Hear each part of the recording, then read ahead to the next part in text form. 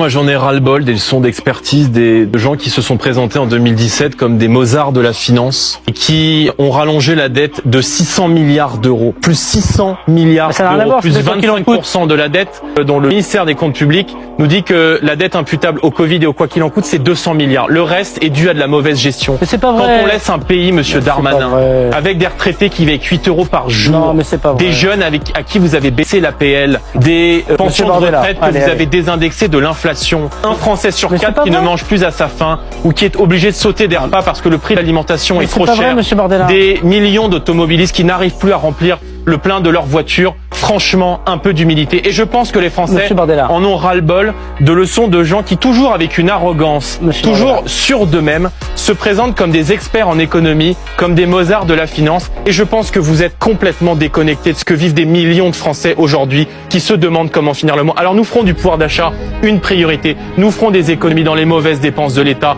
dans l'immigration, dans la lutte contre la fraude, dans les cabinets de conseil privés à qui vous donnez des millions d'euros, dans le coût de la décentralisation. Croyez-moi, il y a beaucoup d'économies à faire dans les mauvaises dépenses de l'État. Il n'en reste pas moins que nous avons beaucoup de mesures. Nous doublerons également, je vais même vous dire, les aides aux familles monoparentales. Parce que voyez-vous, il y a un quart des familles qui sont des familles monoparentales et il y a beaucoup de mères de famille et dont certaines nous regardent ce soir qui sont obligées de cumuler plusieurs jobs parce qu'elles n'arrivent plus aujourd'hui à boucler les fins de mois. Donc il y a une urgence. Ce n'est pas le reste à vivre, c'est le reste à survivre. Et moi, je ne me résous pas à cette société à l'euro près et à cette société où des millions de Français sont obligés de passer leur soirée sur Internet pour chercher des coupons de réduction pour pouvoir faire le plein de leur caddie.